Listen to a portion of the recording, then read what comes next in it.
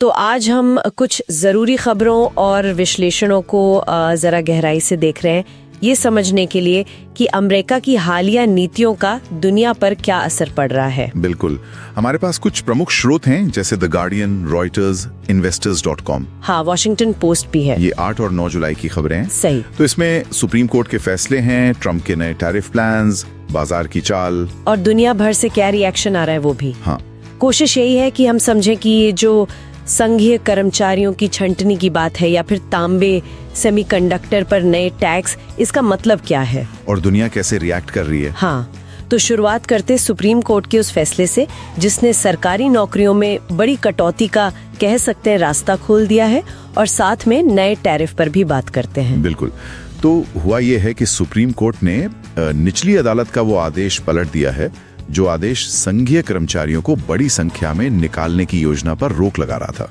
अच्छा, तो इसका सीधा मतलब है कि सरकार के लिए अब वो नौकरशाही में कटौती करना आसान हो गया। लेकिन इसका असल असर क्या होगा?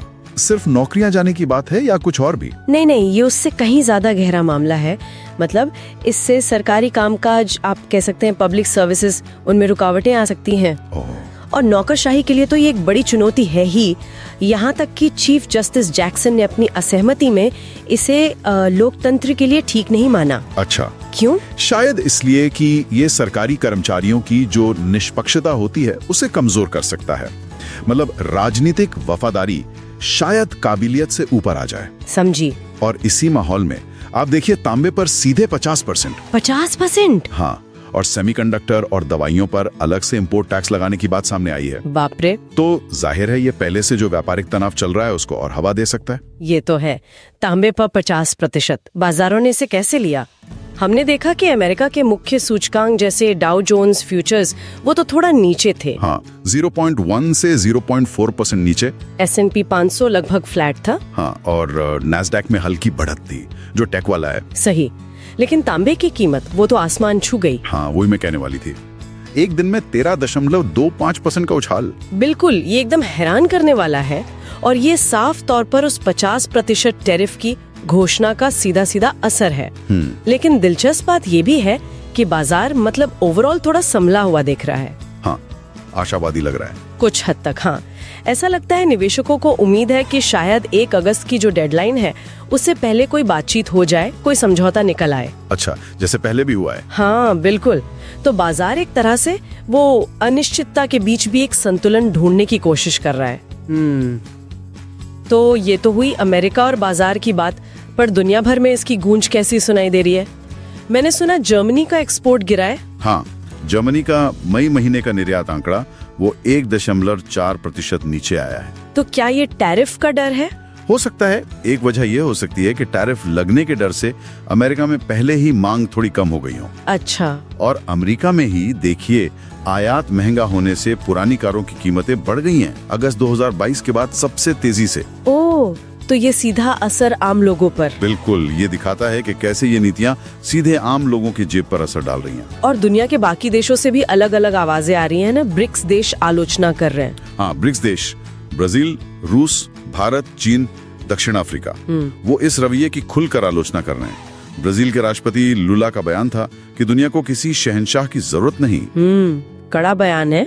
ये दिखाता है कि ग्लोबल साउथ में क्या भावना है। दूसरी तरफ जापान और दक्षिण कोरिया जैसे देश हैं जो अमेरिका के सहयोगी हैं। हाँ, वो अपने ऊपर लगने वाले 25-40% टैरिफ से बचने के लिए तुरंत बातचीत शुरू कर चुके हैं। और यूरोपियन यूनियन, EU भी कुछ राहत पाने के लिए एक लिमिटेड समझौते की कोशिश में लगा हुआ है। और आसियान देश, दक्षिण पूर्व एशिया वाले, उनकी भी चिंताएं हैं। हाँ, आसियान देशों की मलेशिया में बैठक हुई। जाहिर है व्यापार पर असर को लेकर चिंता है।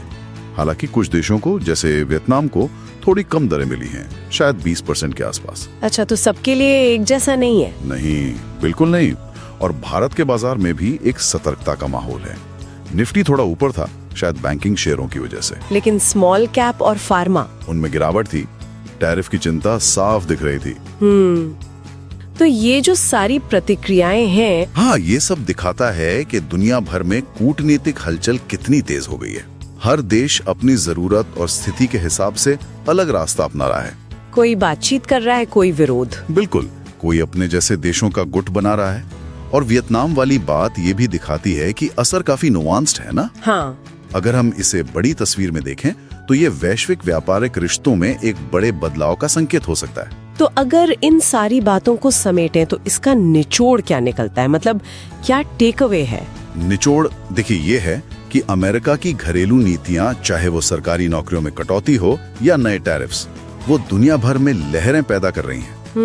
इससे बाजारों में काफी उतार चढ़ाव आया, खासकर तांबे जैसी चीजों में। सही। दुनिया भर में व्यापार के तौर तरीके बदल रहे हैं, देशों के बीच बातचीत, मोल भाव का दौर तेज हो गया है। और अंत में इसका असर हम और आप जैसे उपभोक्ताओं पर पड़ सकता है, कारों, इलेक्ट्रॉनिक्स, दवाइयों की बढ़ती कीमतों के रूप में। मतलब महंगाई बढ़ सकती है। हाँ, कुल मिलाकर हम एक अनिश्चित और तेजी से बदलते हुए वैश्विक आर्थिक माहौल को देख रहे हैं। वाकई काफी कुछ एक साथ हो रहा है। हमने देखा कि कैसे अमेरिकी नीतियों में बदलाव, फिर बाजार की प्रतिक्रियाएं और फिर दुनिया भर का असर, ये सब कैसे जुड़े हुए हैं। बिल्कुल। तो अब सोचने वाली बात यह है, इन तुरंत की प्रतिक्रियाओं और मोल भाव से आगे बढ़कर क्या कोई ऐसे अनप्रेडिक्टेड, मतलब अनइंटेंडेड लंबे समय के नतीजे हो सकते हैं? अच्छा सवाल है, जिनका असर सिर्फ आर्थिक आंकड़ों पर नहीं बल्कि दुनिया भर की सप्लाई चेन या फिर देशों के आपसी रिश्तों पर पड़े। ये एक बड़ा सवाल है, बिल्कुल। और इस पर आगे नजर रखनी होगी कि ये ऊंट किस करवट बैठता है।